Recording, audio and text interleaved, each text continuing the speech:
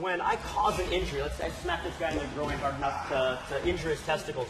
When I smack this guy in the groin and injure his genitalia, I'm going to get a spinal reflex, a somatic reflex arc out of this guy. And what it says is that this guy has an injury.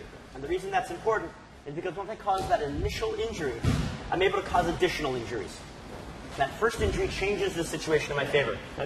If we're standing right here right now, I just got done at the ATM, I'm pulling my money out, and this guy appears right here, I have no idea what he's going to do. Is he going to punch me? Is he going to kick me? Is he going to pull a gun? Is he going to pull a knife and try to stab me? When I smack him in the groin, everyone on the planet is going to bend over when they have injured genitalia and render a somatic reflex arc for me. And I get to take advantage of that initial injury. Chris, can you hold this for 1 sec? That initial injury, if I'm here, and I call this guy in the eyes here, that initial injury, those traumatized eyes, are going to give me the opportunity to cause an additional injury. While he's busy, while he's blind, I have the opportunity to hit him again, and again, and again, and cause further injuries every single time. So the benefit of each one of these injuries is that it buys you even more opportunity.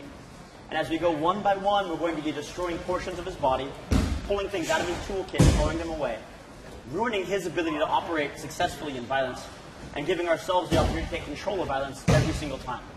That's really what this is about. We have to use this exact same tool. He has to hurt me, I have to hurt him. So the only question here is who gets the injuries and whether or not the other guy proceeds to cause an additional injury every time. If I hit this guy once and back off and try to square off with the guy, he's going to recover, and then it starts all over again. But if I injure him, and then injure him, and then injure him, and then injure him some more, I take advantage of the situation, I now control the violent engagement, and I can render this man non-functional at my leisure. And that's one of the big benefits of causing these injuries. So the thing to understand, and we'll talk more about this a little bit later when we have more time to expand on things, but the main thing to remember is that what we're talking about here is asocial violence. And what we mean by that is it has nothing to do with communication. So I'm not trying to communicate anything to this guy. I'm not trying to teach him a lesson. I'm not trying to run him off my territory. I'm not trying to make him change his behavior. But rather what I'm involved in is I'm involved in the shutdown of the brain. I want to shut down that brain, whether it means I make him psychologically quit, whether it means I knock him unconscious, or whether it means I kill him. All of those things will render the man in a non-functional state. That is the goal of violence. It's the only goal of violence.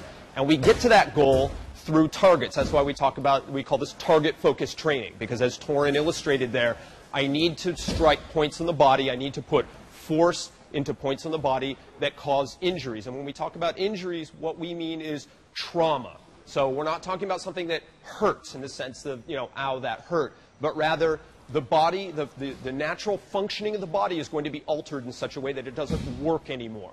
So whichever target it is that I'm choosing to use, whether I'm going to go for the eyes, I'm going to go for the eyes to make them not function anymore.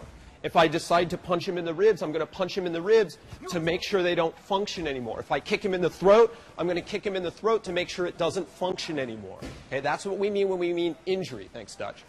So we're not talking about, once again, we're not talking about beating the crap out of someone. Okay?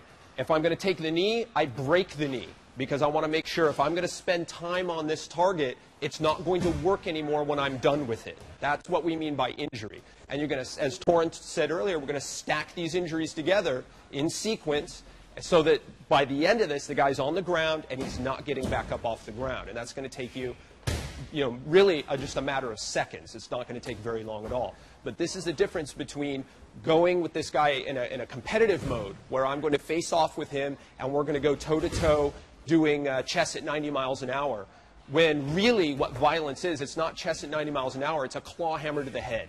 And you gotta ask yourself, how hard is it to just hit someone in the head with a claw hammer? It's not hard at all.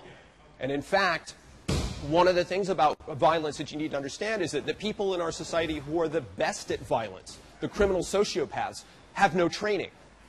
They don't come to seminars like this. They don't spend time in the gym. They don't work out. They don't practice. And yet, somehow, they're the most successful people at it. And that's because it doesn't take any training and it doesn't take any special knowledge to stab someone in the abdomen and open up their liver and aorta and get the blade up under the rib cage into the heart. It takes no training to do that. And that idea is borne out just by looking at our criminal justice system and the people who are in prison, because those are the people who are most successful at violence in our society. And so what we're going to be doing here this weekend is we're really going to be looking at the tool of violence as a tool rather than from a social point of view, which we've all, we're all successfully socialized, right? We know how to run from trouble. We know how to talk our way out of a bad situation. We know how to let the guy to the right go at a four-way stop, right? You can have a fight with your wife. You can have a fight with your spouse. You can have a fight with your, parents, your boss. This is not fighting. We're not really talking about fighting here. We'll sometimes use that term as shorthand. But really what we're talking about here is asocial violence. And that is simply just wrecking the human body. And that's all we're concerned with. So we're not concerned with any of the preceding things that may have happened, whether he, instigated this, whether I instigated it, whether he was screaming beforehand, whether he was puffing up. We don't care about any of that stuff because all we're going to be concentrating on here is the actual tool. Now, because we're socialized, we've been taught that violence is bad. We put a label on it, and we ascribe moral gradations to it. People who do violence are evil. People who don't do violence are good. That's a social convention, and it works in the framework of of society, in a social framework.